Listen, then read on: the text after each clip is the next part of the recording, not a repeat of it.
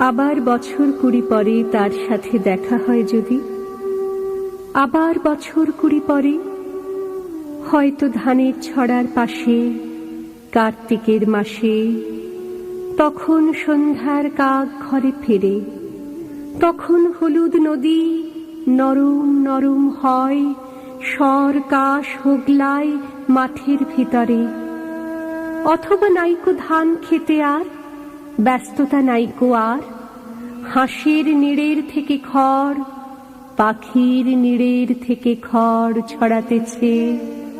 Monier ঘরে রাত, শীত আর শিশিরের জল।